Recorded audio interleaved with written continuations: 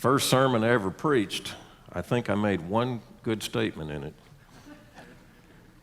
And I'm sure it wasn't original with me, but when you're tempted to doubt your doubts, not your faith. And so hope that helps. Thank you for that song.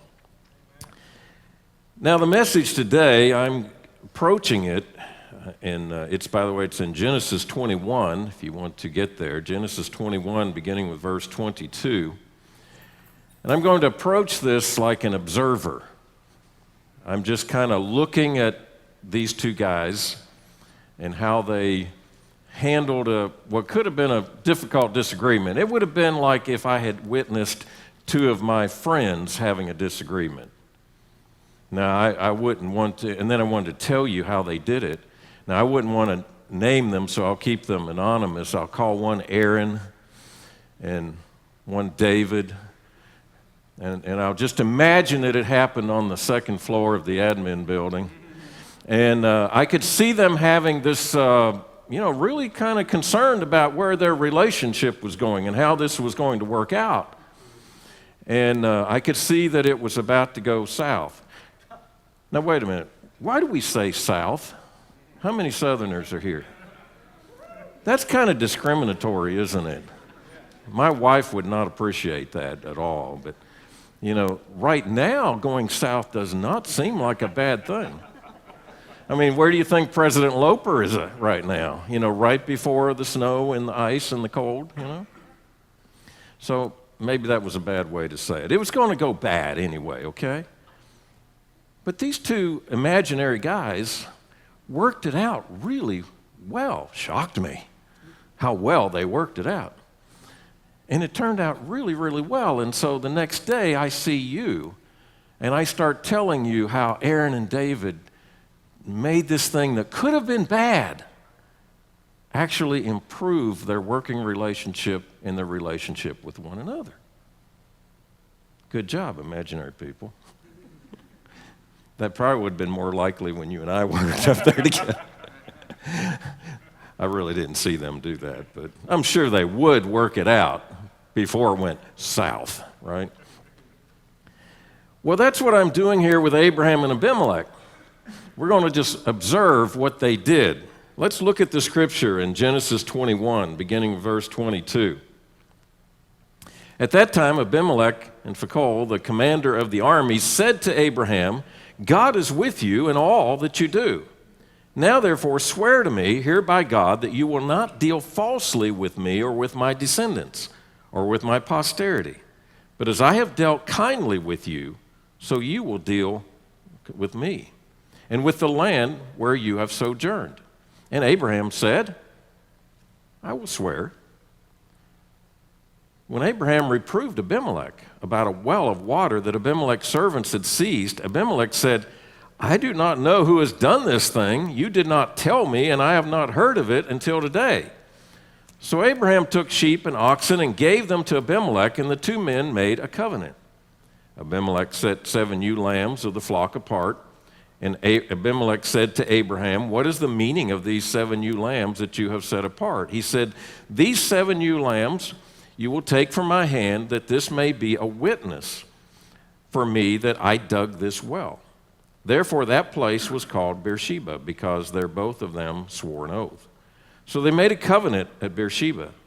Then Abimelech and Phicol, the commander of the army, rose up and returned to the land of the Philistines. Abraham planted a tamarisk tree in Beersheba and called there on the name of the Lord, the everlasting God. And Abraham sojourned many days in the land of the Philistines. Now, one of the first things that I think ought to be noticed here is that Abimelech recognized that Abraham was a man who had favor with God. Now, that ought to matter to us. Now, not necessarily that you can't try to have resolve problems with people that do not have the favor of God, but you want to connect with people that you know are going to respond and give advice and wisdom that are coming from people who have relationship with God. Now, the godliest person you know cannot and will not always give you perfect advice, But do you want to go to them, or do you want to go to somebody who is living selfishly and getting their wisdom from the world and from their own inclinations? I don't think so. So always look to people of God. And they're the people that won't tell you what you want to hear. They're the people that will tell you what you need to hear. And we need to value that. So he respected a man that deserved respect, a man who had God's favor. And then Abimelech asked him for what he wanted. He very clearly made this statement to him. And he even expressed his fear. Don't deal falsely with me or mine, both now and in the future. Does it take courage for some of us to acknowledge our fear or insecurities? Yeah, it does, at least for many of us. But why was this such a big deal to Abimelech? Number one, because he loved. He cared about not himself, I'm sure, but his family and the generations that would come after him. And he also cared, and love is committed to what is good for others, so you do whatever it takes to bring out the good. But he also, I think, made it a big deal because he needed trust. He needed to know that he could trust Abraham.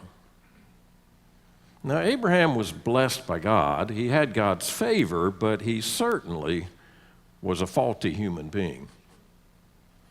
I mean, think about it. Why would Abimelech have any trust issues?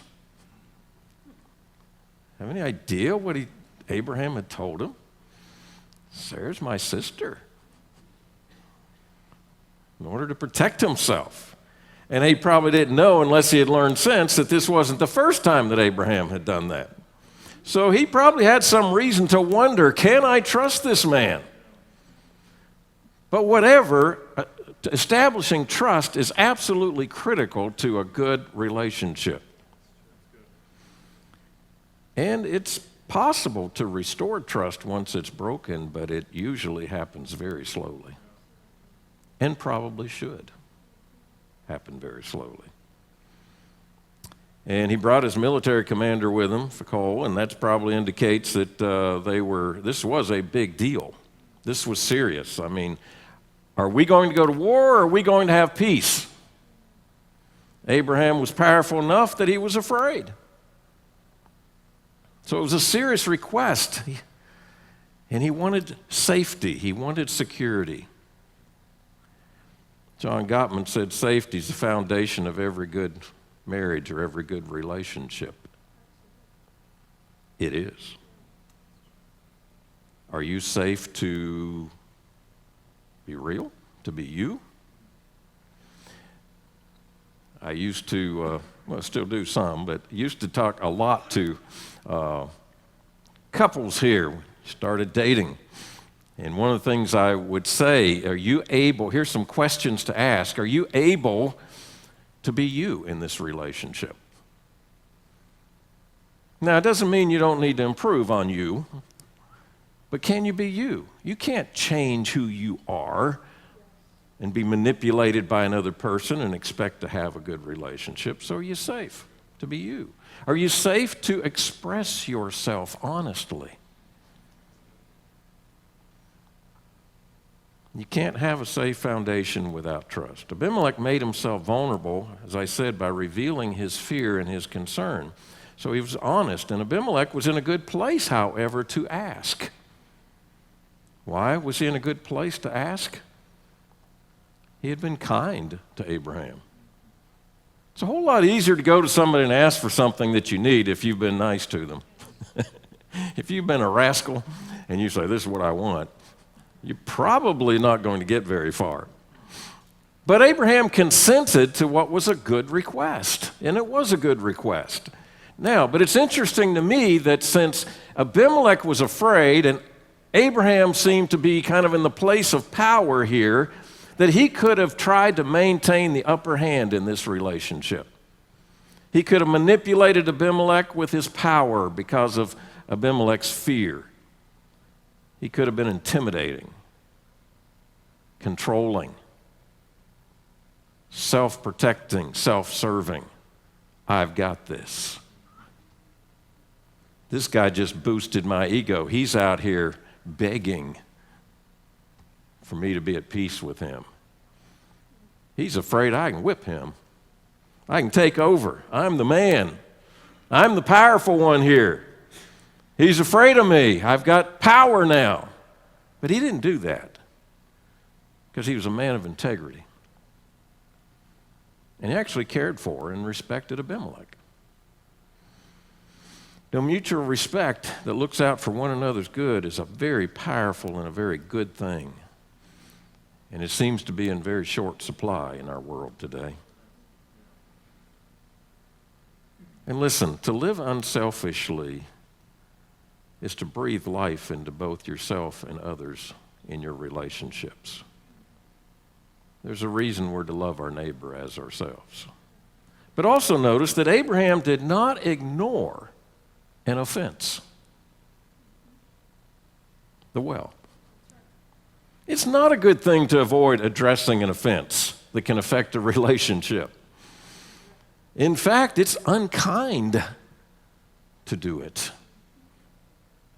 It feels kind sometimes not to. I'm not talking about every little thing that annoys you, but I'm talking about what can affect the relationship. You can cause more harm by avoiding it than resolving it. Now, it doesn't mean that every time you address it, it's going to turn out as well as Aaron and David or Abraham and Abimelech. Sometimes it won't. I don't know if it goes south or what direction, but it can go bad, okay? And you can't control what other people do.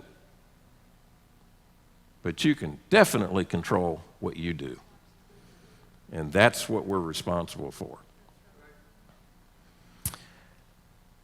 But Abraham knew that there was something that if it was not resolved, it would risk this covenant that they're making right now. It would put it in danger. So why not try to resolve it? And Abimelech's servants, those who Abimelech was responsible for, had violently stolen the well from Abraham and his people. Now, maybe most of you don't feel like you're in this place now, but if you're ever in a place, or if you are now in a place where you can fix a problem by influencing the people that you have control over, or at least influence over, you do it. You don't just say, well, I didn't do it. I didn't know about it. No, we're to be peacemakers. But listen, trying to bury a live issue doesn't kill it. It'll just dig its way back out of the grave and come and attack you again. You can count on it. So resolve problems if you can and when you can. And resolving problems strengthens. I probably have said this multiple times before. I know I've said it to some of you, those of you that endure my premarital counseling sessions. I say that the only difference between satisfied and successful marriages and those that are not satisfied or unsuccessful is the successful and satisfied ones resolve their problems. They all have problems. And that's the difference. It either you resolve them and you get closer, or you don't resolve them and you have distance. So don't forget that honest communication needs to always show respect for the other person. You can't be a good problem solver without respect. And everybody deserves to be treated with respect. I really believe that. I'd like to think I usually do that. But I remember a time when I didn't. Okay. And it wasn't here. I'm not going to tell the stories on me here because, I'm going to go way back in the past if I'm going to tell my bad stuff. And some of you may have heard this. We had a class meeting when I was principal in Alabama, down south. And when we were planning this class trip, wonderful trip out to the Rocky Mountains. And I was always trying to plan a trip to the Rocky Mountains, still always try to plan a trip to the Rocky Mountains. And there was one student in that class. Now, I know you don't have any in your class, but there was that one student that was against everything. I had a church board member like that once. But it was the automatic reflex. I'm against it. What was it you said? Oh, yeah, I'm still against it. And this guy was always against everything. I like this boy, but oh, was he annoying. And so we had to make a change in the trip, and I knew that he was going to come in there, and he was going to make a scene about it and be annoying. He didn't disappoint me, and I was ready for him. I was done with him. I'm tired of this. The class was tired of it. They were saying, I'm so tired of him. So I came to the rescue. I had the authority. I'm the principal. I can put this guy down. I can stop him. And I did. Well, I really did. I did a good job of it. And he very respectfully, shut up. Amazing. And I walked out of that meeting, I thought, about time somebody put him in his place. I didn't get to my office before I said, oh. And my office wasn't that far, by the way. I said, that was terrible. And I called the class president and I said, we got to meet again. He said, we just met. What's this about? I said, I've got to apologize to John. Oh, he had that coming. It's about time somebody told him that. I said, I know. But I spoke disrespectfully to him. And that is never acceptable. I spoke down to him. And I knew I had messed up when this fellow who was an extremely close friend of my son, he looked at me and said, well, I did notice, Mr. Miles, that once you got a hold of him, you didn't turn him loose very quickly. So we had another meeting, and I apologized to John, and he showed probably more character than I did. And John and I, to this day, we have a great relationship, and I'm thankful for that. You always address problems respectfully. When you catch yourself not, you got problems. Okay? So you can't force compliance. That doesn't fix anything. It might get somebody to kind of walk in line for a little while, but it doesn't fix anything. And I would want you to come to me. And by the way, have enough respect to talk to the person. Trust them enough. That's respect for the person that you have a disagreement with, to go to them. But it also shows respect for you and your opinion. You know, there are times when I didn't value my opinion enough to think it was worthwhile to express to anybody. Why not? It's as valuable as yours. Sorry, but it is. And it shows respect for both.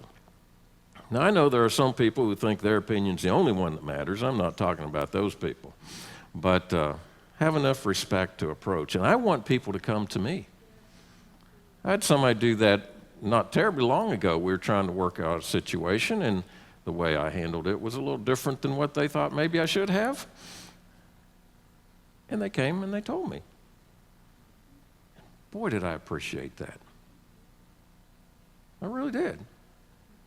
And it doesn't matter if we have 100% agreement on it. It just matters that we can discuss it because we care about one another and one another's opinions. And lots of times I get really enlightened. You know, I think I have this all worked out. I know exactly how it should be done.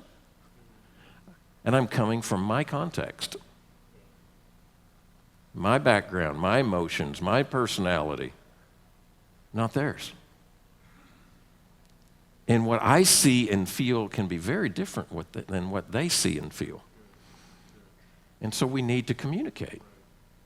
And that's a healthy thing, and I value that. And when I used to do orientation here a lot, that's one of the things we used to say. I imagine you'd hear it in some form or fashion now. We want you to come if there's a problem. Don't sit there and worry and wonder. Come and talk about it. We feel more valued when you do.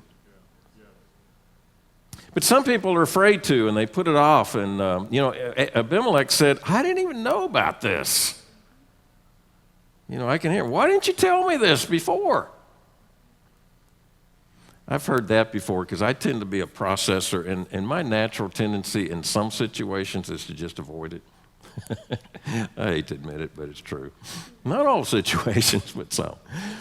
And I've had somebody say to me, why did it take so long for you to say this? And I remember my response, I have no idea, but hey, we're dealing with it now. Let's deal with it. It's not good to put things off unless you need to cool down and get your thoughts sorted out. But just deal with it when you have opportunity. And so that's what they were doing. Even though Abimelech was ignorant of this, he didn't know anything about it, it was a big deal.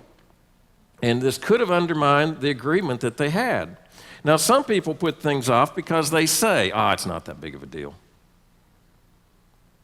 But they never can get past it. That means it's a big deal. Okay, it's time. Some things you just, it's a momentary annoyance, move on.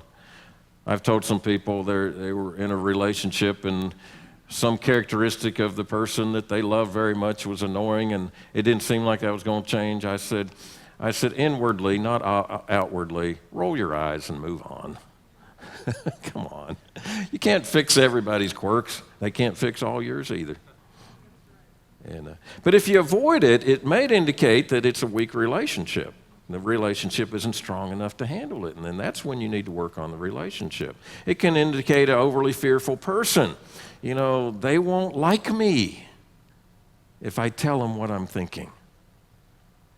Well, then maybe you don't need to worry about the relationship that much. Now, that might sound cold. But you can't have a close relationship. Now, you might can have a relationship, but you can't have a close relationship where you can't be honest.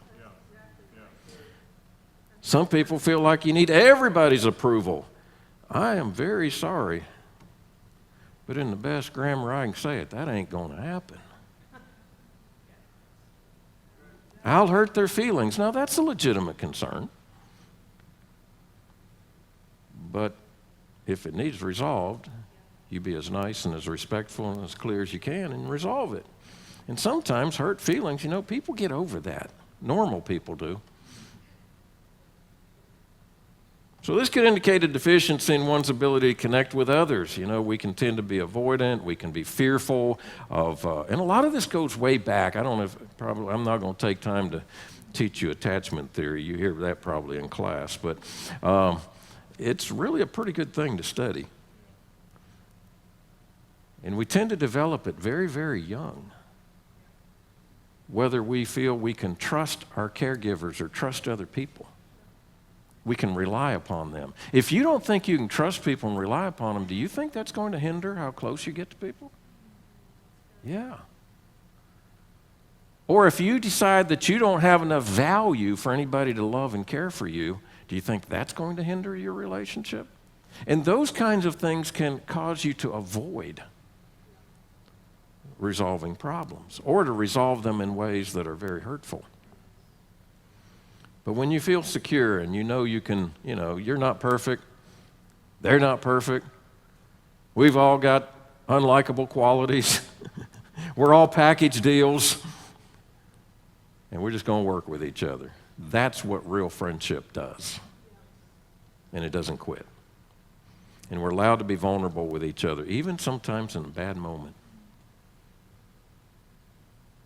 Can you handle that if somebody has a bad moment? Well, Abimelech said, why didn't you tell me? He moved on. And sometimes people get all caught up in trying to think, well, what can I say? Anybody done that? Anybody like me? I don't do it much anymore because I think the Lord showed me a bit of a solution for it.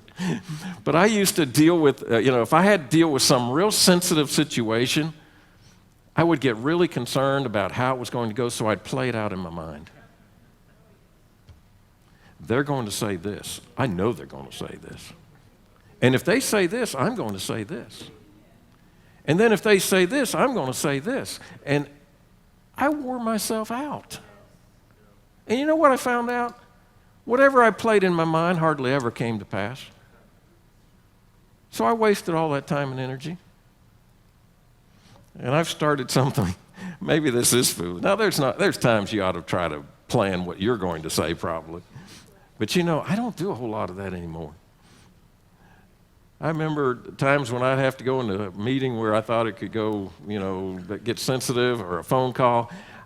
I started, instead of worrying about it, I said, thank you, Jesus, you're going to be with me on this phone call. Pick up the phone and call. You know what he does? You're not dumb. You can talk. You don't have to know everything in advance. So if you're having trouble resolving issues because you get too defensive or your emotions, try to really understand the problem. I like to suggest putting it on the table and discuss the problem as a team, however many people's involved, if it's 2 of you or whatever. Put it out there on the table. Talk about it until you thoroughly understand the problem, and then you say, okay, now we think we got it. And you have to listen, by the way. Not listen to have a comeback, but listen to understand. And then you understand the problem, and then you say, okay, there's the problem. We get it now. And we have a real difference of opinion here.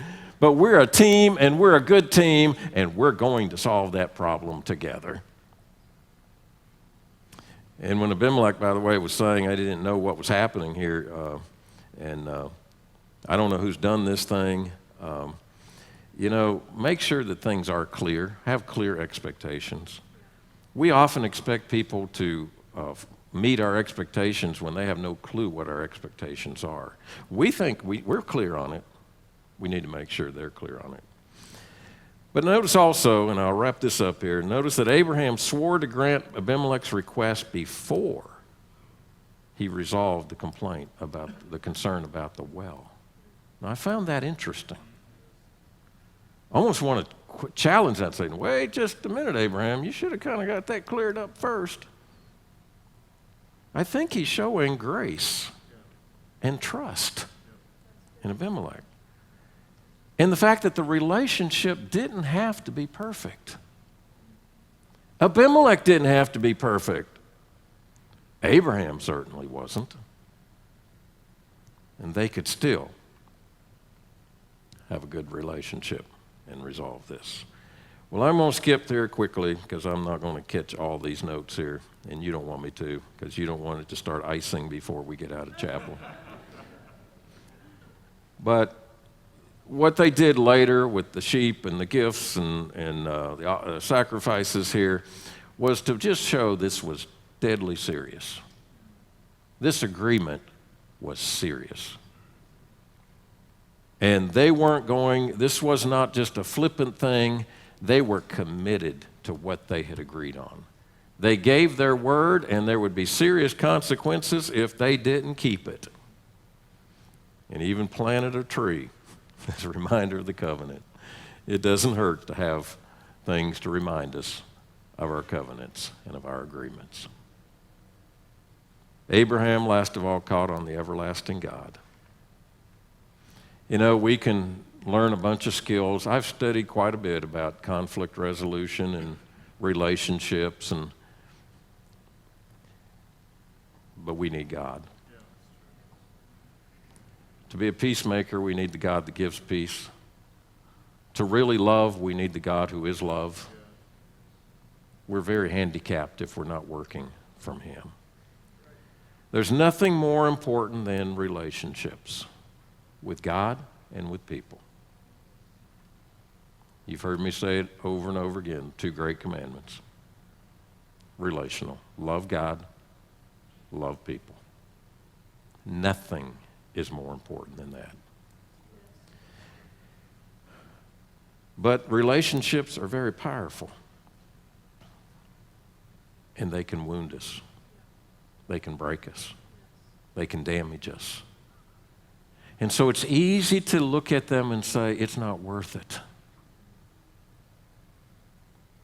It's worth it. It's worth it. You say, but I've been hurt. Yes, no doubt. But the only healing, the only path to healing is also relationships with God and with people. Isn't that the thrust of the Scriptures? Look at them. We're not to be Lone Ranger Christians. We live in community. And we must live in community. We need one another. So, don't throw away relationships. Make decisions that will build them. Resolve differences. Have differences. Don't panic over them.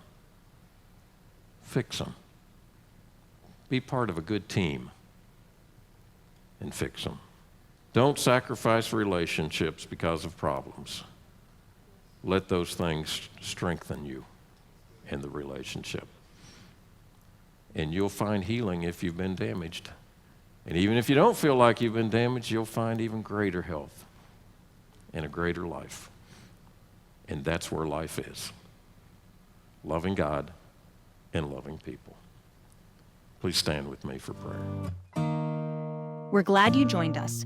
God's Bible School and College prepares students for lives of ministry wherever God calls them. This content is possible because of the generous support of friends like you. To support GBSC, visit giving.gbs.edu. Thank you.